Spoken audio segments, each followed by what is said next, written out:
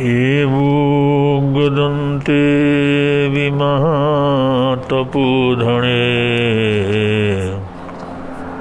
महामुनिमापयन्ने महायसे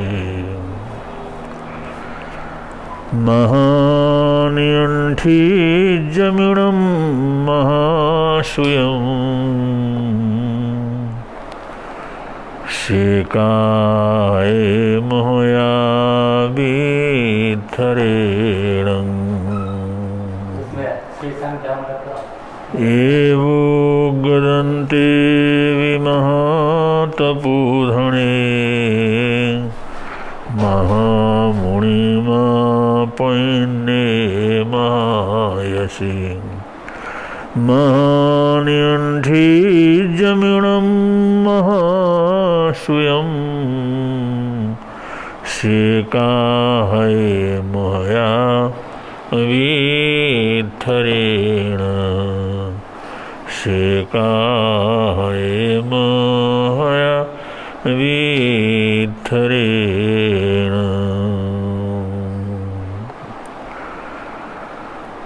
उग्गदन्तेवी महातपोधने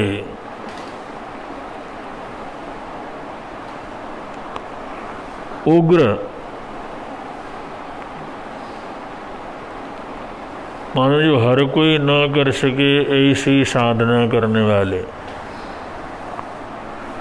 दंते पूरी तरह से अपने इंद्रियों को जिन्होंने वश में किया हुआ है, जो अपने पांचों इंद्रिय कर्म इंद्रियों के स्वामी हैं, महातपोधने महातपस्वी है, उग्र तपस्वी महातपस्वी श्रेष्ठ तपस्या करने वाले तपोधनी। ऐसे महामुनि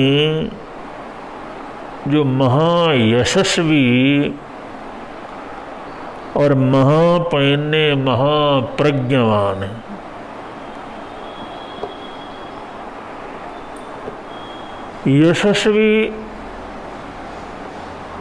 यशस्वी का मतलब जो स्वाभिमान से परिपूर्ण है। कभी अपने स्वाभिमान से कहीं एक इंच भी डिगने वाले नहीं हैं। ऐसे महायशस्वी महापयन्ने महाप्रज्ञावान महातपोधनी उस अनाथी मुनि ने महानियंठिजमिणम महास्वयं महानिर्गंथ नामक इस महाश्रुत को, महानिर्गंथ धर्म से संबंधित इस महासूत्र को मोहया विथरेण से कहा है। उस राजा को बड़े ही विस्तार के साथ समझाया। जब अनाथी मुनि ने अपनी कही हुई बात राजा के समझ में नहीं आई, तो उस महामुनि ने महानिर्गंथ धर्म को सूत्र को बड़े विथरेण बड़े विस्तार के साथ उदाहरण दे करके खुलासे बार उस राजा को समझाया। यहाँ पर शास्त्रकार इस बात की तरफ थोड़ा सा इशारा करते हैं कि किसी के समझ में तभी आता है जब समझाने वाला योग्य हो। मार्ग उसी को मिलता है जो मार्ग दर्शन कराने वाला दिखाने वाला श्रेष्ठ हो। अब स्वयं मार्ग का जानकार नहीं है, वो दूसरों को मार्गदर्शन कैसे करेगा? स्वयं ज्ञान ही नहीं है, दूसरे को ज्ञान कहाँ से देगा? स्वयं अपना स्वामी नहीं है, वो दूसरे को अपना स्वामी होने की शिक्षा कैसे देगा? तो ठाणांग सूत्र में भी कहा है कि श्रोता और वक्ता, सुनने वाला और सुनाने वाला, ये दोनों की भी एक चौभंगी कही गई है।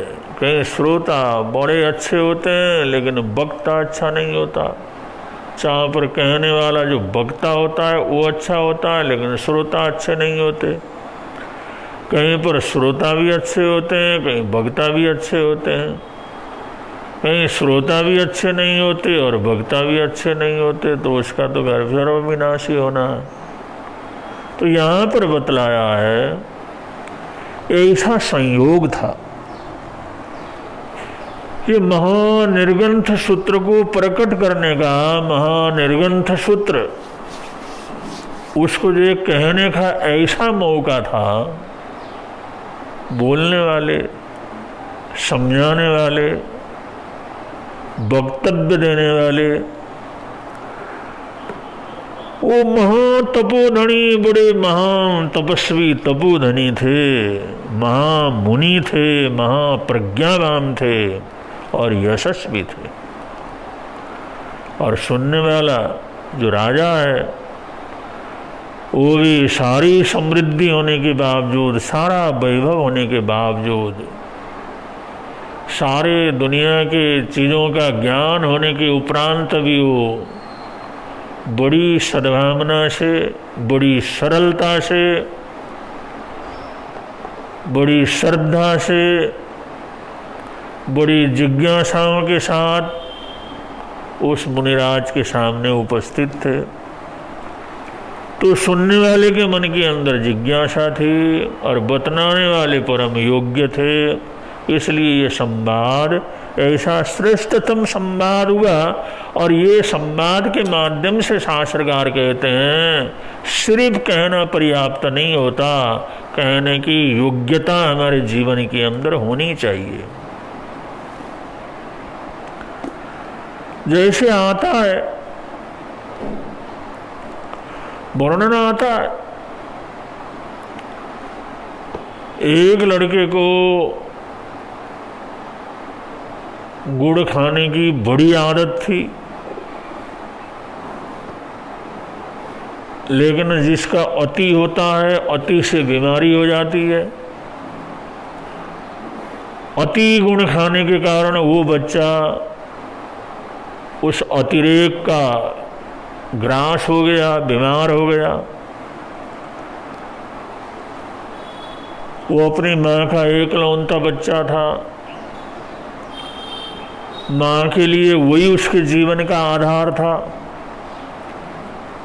तो उसको कई जगह पर लेकर के गई, उसकी आदत ऐसी पड़ी हुई थी भाई कुछ भी हो लेकिन गुड़ खाए बगैर उसको रहा नहीं जाता था, दवाई भी नहीं लगती थी।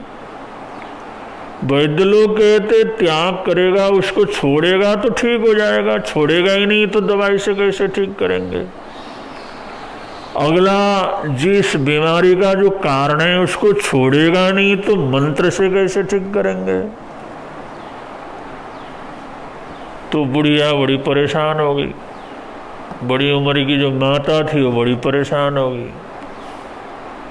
एक तो मेरा बेटा है, वो भी बुढ़ापे की औलाद है, सारा कार्यभार इसके ऊपर है और यही ऐसा बीमार हो गया, अगर इसको कुछ हो गया तो क्या गति होगी। तो बड़ी परेशान थी, बड़ी दुखी थी। तो किसी बुजुर्ग व्यक्ति ने कहा इसको जंगल के बीच में जो महात्मा जी रहते हैं, कुटिया बना करके रहते हैं, वहाँ जाओ, वो तपस्वी हैं, एकाकी जंगल के बीच में रहते हैं, साधना करते हैं और उनकी साधना के चमत्कार बहुत लोगों ने सुना है, बताते हैं, सुनाते हैं। तो हम तुम्हें प्रेरणा देते हैं, अगर तुम उस महात्मा जी के पास जाओ तो अगर वो कृपा कर दें, ये तुम्हारे बेटे की बीमारी दूर हो सकती है। वो माता बड़ी खुश हो गई, बड़ी प्रसन्न हो गई। चलो भाई ऐसा हो जाए तो बहुत ही अच्छा है। टाइम देख करके तैयारी करके अपने बेटे को लेकर के उस महात्मा की कुटिया में पहुंची। काफ़ी दूर था, एकदम नज़दीक नहीं था, जाने का रास्ता भी बड़ा बिगड़ था। हर मौसम में हर समय जाया नहीं जा सकता था।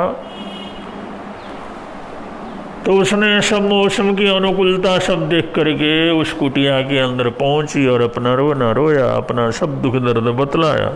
भाई मेरे बेटे की ऐसी हालात है, मैंने बहुत इलाज करवाए, दवाइयाँ वगैरह बहुत दी, मंत्र तंत्र भी करवाया, लेकिन इसका गुण खाना छूटता नहीं है और उसकी वजह से ऐसी ऐसी तकलीफ़ इसको हो रही है।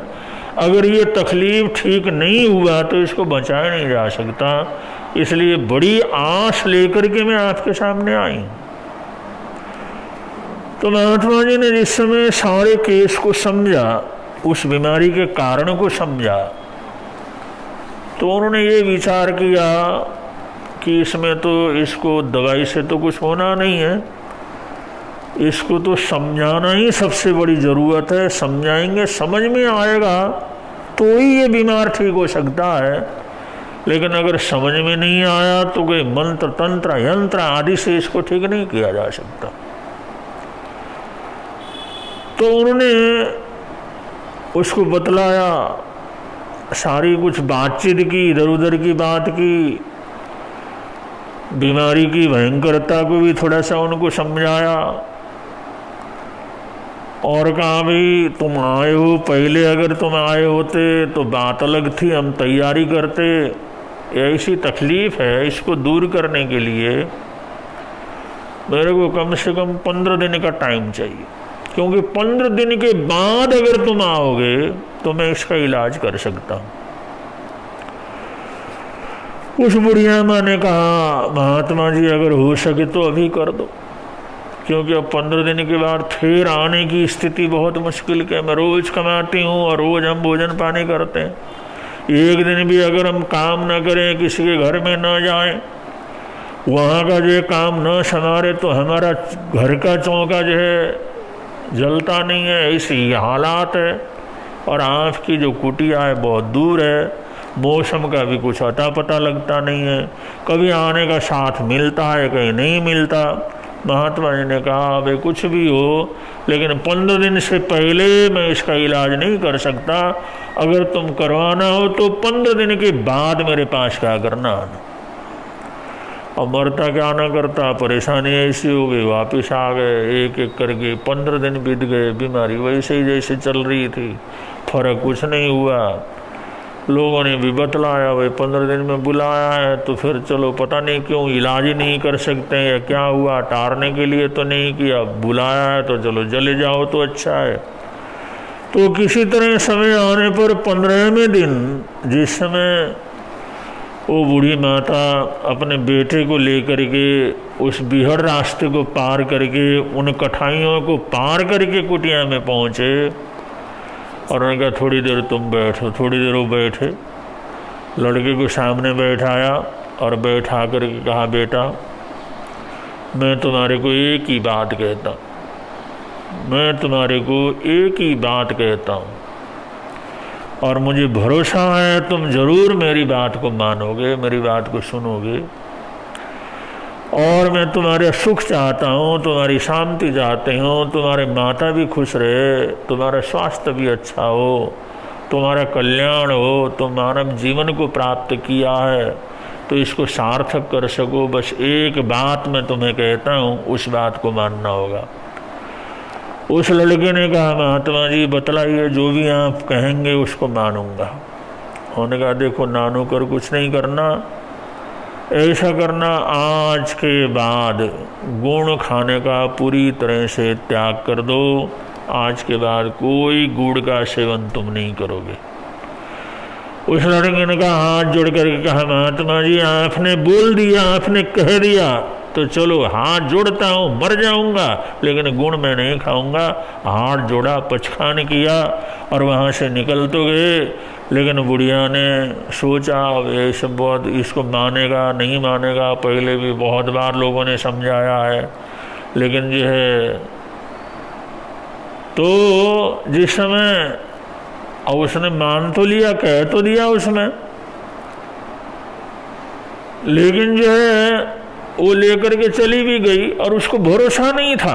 भाई इतना तो पता नहीं कितने लोग समझाते हैं, हम समझ के आगे थक गए, हमारे परिवार के बड़े बुजुर्ग समझा करके थक गए, पता नहीं कितने बार इसने कह दिया चलो नहीं खाऊंगा, लेकिन ये तो खाता ही है, फिर जो छोड़ता तो है नहीं, आदत ऐसी पड़ी हुई है। लेकिन बुढ़िया ने देखा उस दिन के बाद उस बच्चे ने उस गुड़ को लेकर के एक भी सवाल नहीं किया और पूरी तरह से उसको छोड़ दिया।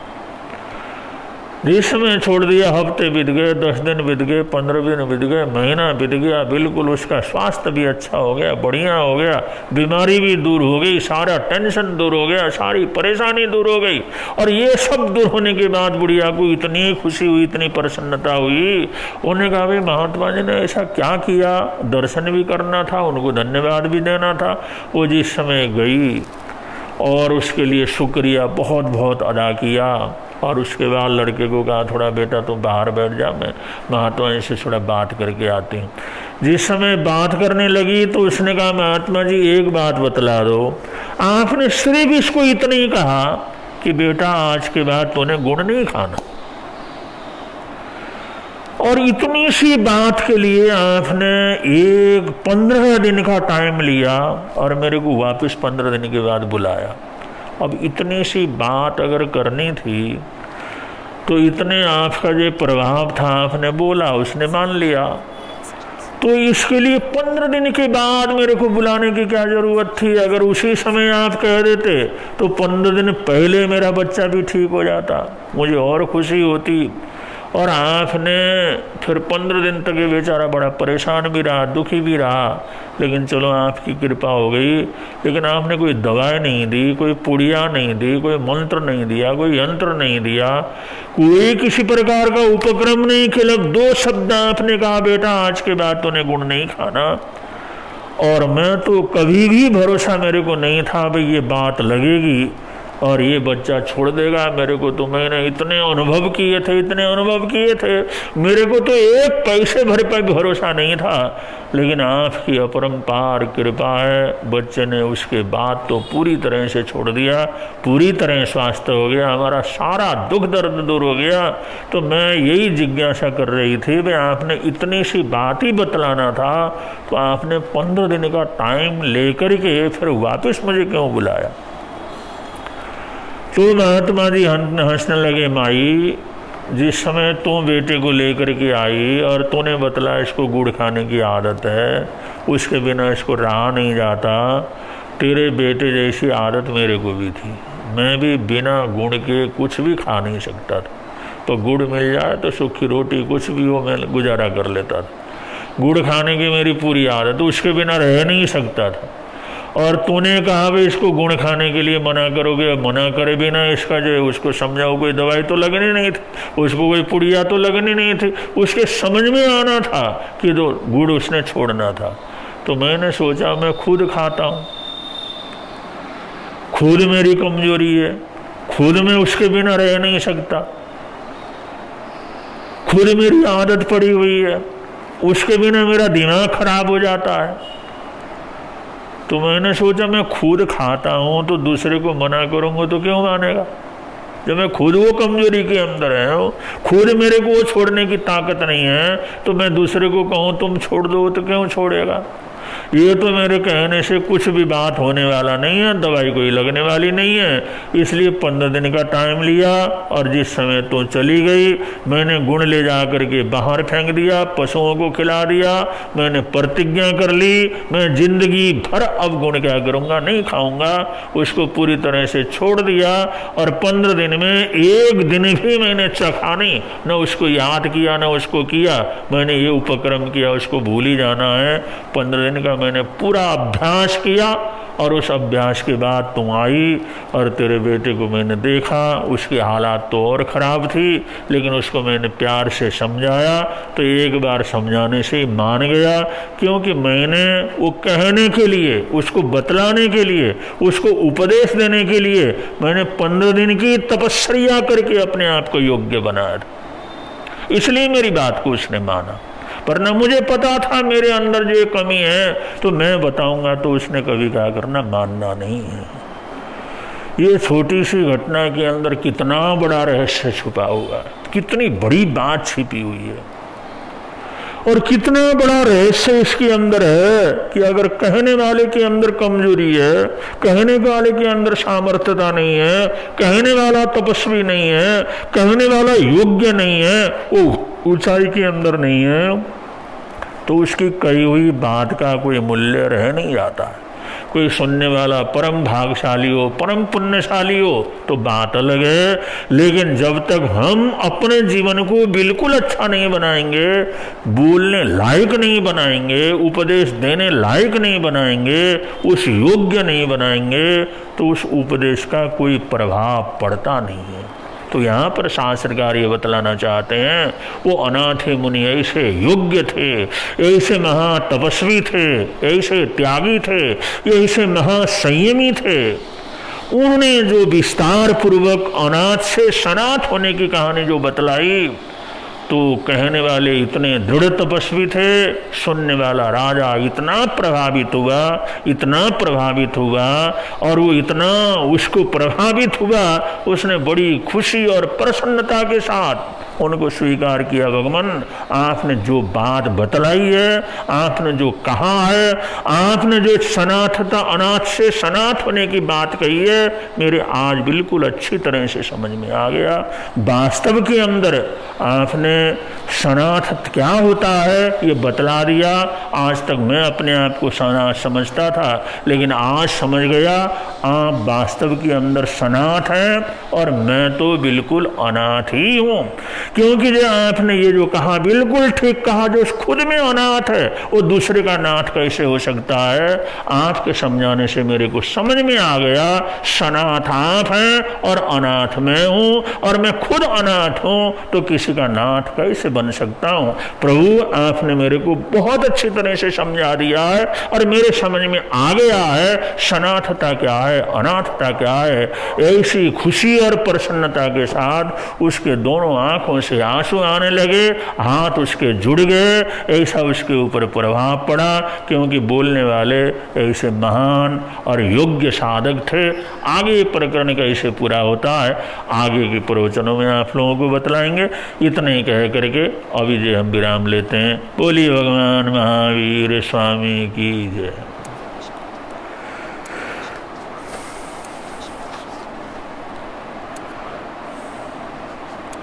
दो तीन प्रवचन और रहेंगे, 2